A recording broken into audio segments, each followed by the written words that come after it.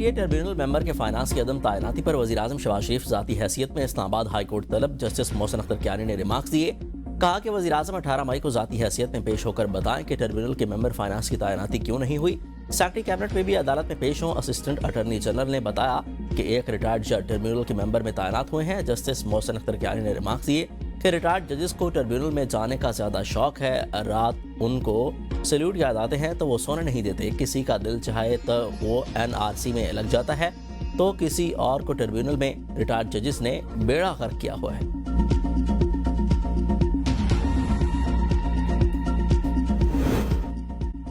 जजेस ट्रांसफर का मामला। जस्टिस बाबर सत्तार ने चीफ जस्टिस पाकिस्तान को खत लिख दिया। ट्रांसफर मामले पर उन्हें ज़ाती तौर पर सुनने की इस्तदा।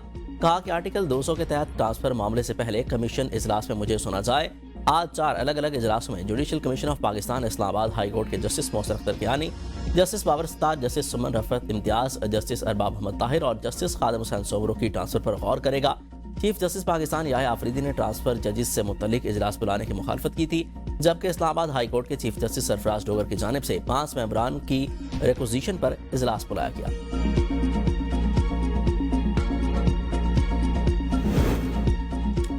पीटीआई ने जजेस के तबादलों की सख्त मुखालफत कर दी है। चेयरमैन पीटीआई बैरिस्टर गौहर ने एक्स पर अपने बयान में कहा कि 50 साल में पहली बार बगैर रजामंदी हाई कोर्ट के जजेस के तबादलों की मिसाल सामने आई है। जजेस के तबादले का फैसला गैर मुनसिफाना है। फैसला अदलिया पर इंतजामिया के असर रसूख की अक्कासी करता है। सिर्फ इस्लामाबाद हाई कोर्ट के 5 जजेस को ही क्यों ट्रांसफर किया जा रहा है? वक्त का तकाजा है कि जख्मों को भरा जाए, तबादलों का फैसला वापस लिया जाए। आज कमीशन इजलास में शिरकत करेंगे।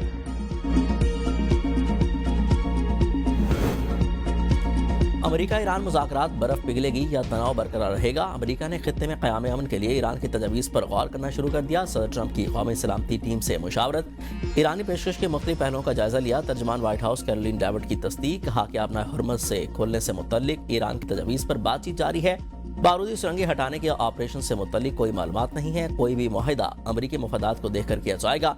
सिर्फ ऐसा मुआहिदा चाहते हैं जो ईरान को जोहरी हथियार हासिल करने से रोके। हसास सफारती मामलात पर मीडिया के जरिए मुज़ाकरात नहीं किए जाएंगे। ईरान ने पहले अपना हुर्मुज़ खोले और नाकाबंदी को खत्म करने की तजवीज़ दी थी। जोहरी मुज़ाकरात बाद में कराने का मशवरा दिया था।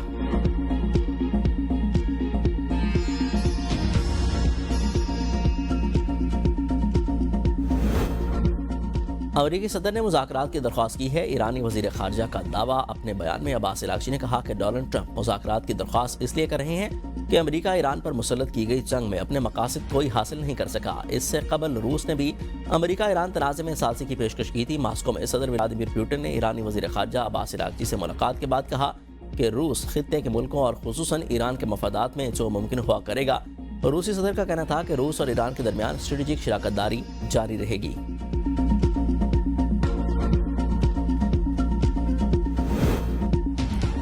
अमेरिका ने अपना हुर्मुज़ खोलने की ईरानी शराइत मुस्तरद कर दी हैं। अमेरिकी वज़ीर ख़ारजा मार्को रूबियो ने अपना हुर्मुज़ की बंदिश इकनॉमिक न्यूक्लियर हथियार के मुतरादिफ करार दे दी है। कहा कि अमेरिका ईरान को किसी फीस वसूली की इजाज़त नहीं देगा। ईरान 25% आलमी तवानाई रोकने की सलाहियत पर फ़ख्र कर रहा है और अगर इसे जोहरी हथियार मिल गया तो सूरत हाल मज़ीद ख़तरनाक हो जाएगी। ईरान जोहरी सलाहियत हासिल करके खुद को नाकाबिले दस्तरस बनाना चाहता है, जिससे खित्ते में मौजूद गिरोहों को भी तक़वियत मिलेगी। ईरान पूरे खित्ते पर असर रसूख बढ़ाना चाहता है और इसके मुख्तलिफ इलाकाई गिरोहों से रवाबित हैं। ईरान की क़यादत का नज़रिया ख़तरनाक है और यही बात मुआहदे में रुकावट बन रही है। ईरान मौजूदा अंदरूनी मसाइल की वजह से वक्ती रिलीफ चाहता है और मुज़ाकरात में वक्त हासिल करने की कोशिश कर रहा है। अगर मुआहदा न हुआ तो आइंदा का लाएअमल का फैसला अमरीकी सदर करेंगे। ईरान को किसी कीमत पर न्यूक्लियर हथियार नहीं बनाने देंगे।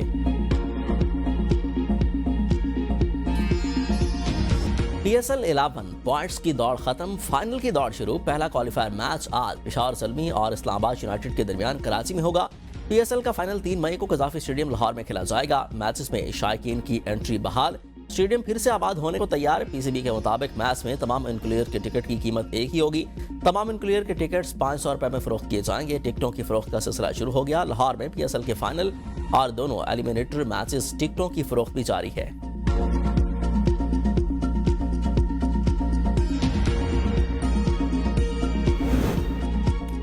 PSL 8 लाख रुपए का एक रन, बड़े नाम फ्लॉप, नए सितारे चमक उठे। PSL 11 में ऐसे खिलाड़ी जो नीलामी में करोड़ों रुपए में फरोख्त हुए। लीग मैचेस में खातिर खा कारकर्दगी का मुजाहरा न कर सके। पाकिस्तान टीम का मुस्तकिल हिस्सा रहने वाले ओपनर साइम अयूब की फॉर्म PSL में भी वापस न आ सकी। साइम अयूब को नई फ्रेंचाइज हैदराबाद किंग्समैन ने 12 करोड़ 60 लाख रुपए में खरीदा। वो 10 मैचेस में सिर्फ 151 रन बना सके। दूसरी जानिब पाकिस्तान के ओपनर साहिबजादा फरहान ने अपनी शानदार कारकर्दगी का तसलसल PSL में भी जारी रखा। मुल्तान सुल्तान ने 5 करोड़ 70 लाख रुपए के एवज उनकी खिदमात हासिल की थी।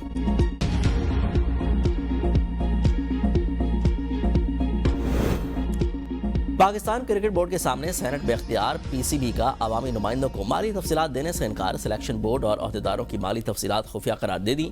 T20 वर्ल्ड कप के लिए टीम के साथ जाने वालों की फहरिस्त भी जाहिर न करने का फैसला। सेनेट को इन कैमरा ब्रीफिंग देने की पेशकश।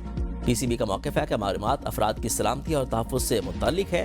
गैर ज़रूरी तशहीर सिक्योरिटी खदशात पैदा कर सकती है। खिलाड़ियों और मुलाज़मीन की राज़दारी बरकरार रखना लाजिम है।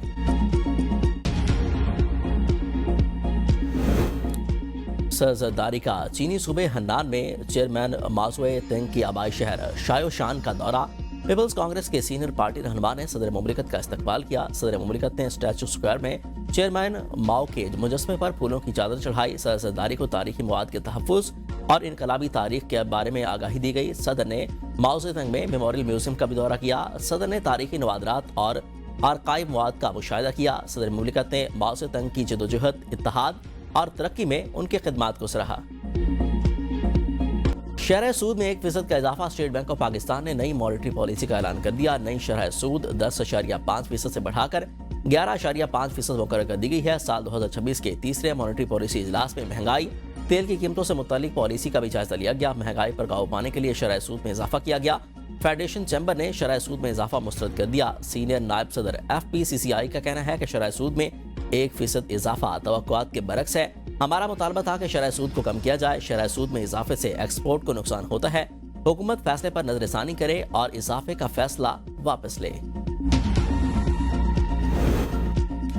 पाकिस्तान को IMF से मजीद 1 अरब 20 करोड़ डॉलर मिलने का इम्कान। रोशन कर्ज प्रोग्राम की अगली किस्त की मंजूरी के लिए एग्जीक्यूटिव बोर्ड का इजलास 8 मई को तलब। ज़राए के मुताबिक शराइत पूरी होने के बाद किस्त के इजरा की राह हमवार होगी। इजलास में तौसीफ फंड सहूलत के तहत तीसरा इक़्तिसादी जायजे की मंजूरी दे दी गई। लेजियस and stations eligibility feasibility program के दूसरे जायजे की मंजूरी भी मुतवक्किल है। पाकिस्तान और IMF के दरमियान 27 मार्च को स्टाफ लेवल मुआहदा तय पाया था।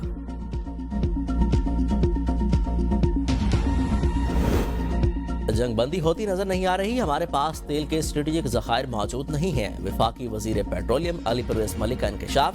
कहा कि हमारे पास क्रूड ऑयल 5 से 7 दिन का होता है। वज़ीर आज़म और CDF के साथ तय किया था कि क्रूड के लिए 30 दिन का प्रोग्राम बनाया जाए। हमने अपनी एनर्जी सिक्योरिटी को बेहतर करना है। पानी पर बड़ा तनाज़ा। पंजाब और खैबर पख्तूनख्वा आमने सामने। KP हुकूमत ने पंजाब से 1947 से अब तक के पानी के बकायाजात मांग लिए हैं। KP हुकूमत ने गलियात पानी से मुतालिक विफाक और पंजाब को खतूत भेजे हैं, जिनमें पंजाब हुकूमत से 64 अरब 62 करोड़ रुपए बकायाजात मांगे गए हैं। खत में कहा गया कि गलियात में पानी का बहरान है। मरी वाटर बोर्ड गैर कानूनी तौर पर गलियात से पानी तरसील कर रहा है। किसी मुआहदे और मुआवजे के बगैर गलियात से रोजाना 5 लाख गैलन पानी निकाल रहा है। गलियात डेवलपमेंट अथॉरिटी की इजाजत के बगैर डूंगा गली में 20 लाख गैलन पानी के वाटर टैंक की तामीर रोकी जाए।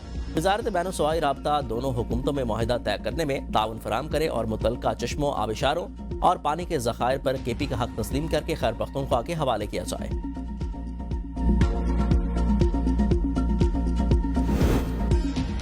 $102 यूनिट का बिल 11,800 रुपए। आप सारिफ नहीं बकरा कहा करें। कायमा कमेटी इजलास में कामिल अली आगा पावर डिवीजन पर बरस पड़े।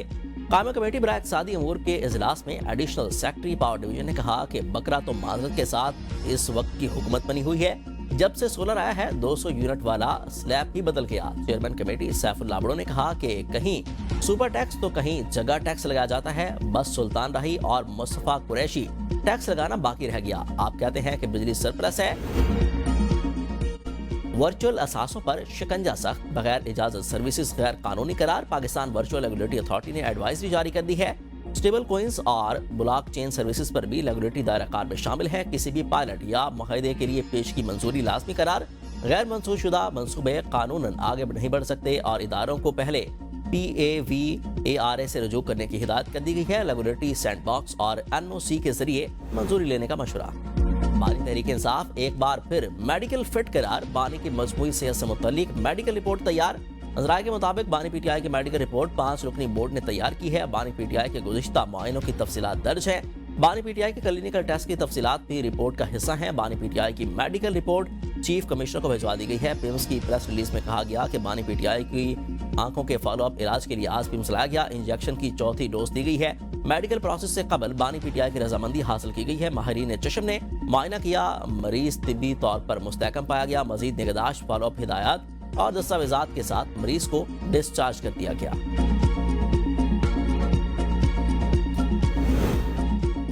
नौशहरा में सोने की कानों पर मुश्तमिल जमीनों की मलकियत का तनाज़ा शिद्दत अख्तियार कर गया। 2 फरीकैन के दरमियान फायरिंग का तबादला, 5 अफराद जाँ बहक। फरीकैन के दरमियान तनाज़ा गुज़िश्ता 3 रोज से जारी था। इन जमीनों पर लड़ाई झगड़ों के दौरान पहले ही मुतादिद बार कत्लो गारत हो चुकी है।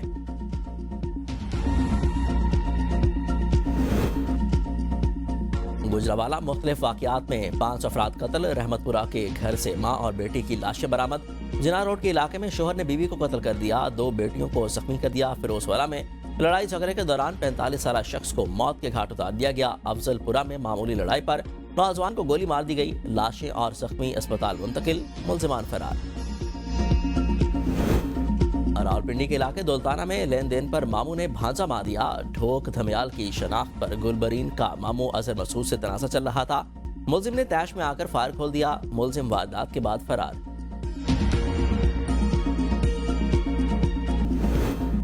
कराची मैट्रिक बोर्ड इंतजामिया के दावे धरे के धरे रह गए। मैट्रिक इम्तिहानात में नकल माफिया बेलगाम, पर्चा लीक होना एक रिवायत बन गई। 10वीं जमात का सिंधी का पर्चा इम्तिहान शुरू होने से पहले से ही आउट हो गया। पहले पेपर से आखिरी पेपर तक पर्चा आउट होने की रिवायत बरकरार रही। एफआईआर की गिरफ्तारियां भी पर्चा आउट होने से न रोक सकी। इससे पहले आउट होने वाले पर्चों की तहकीकात जारी है।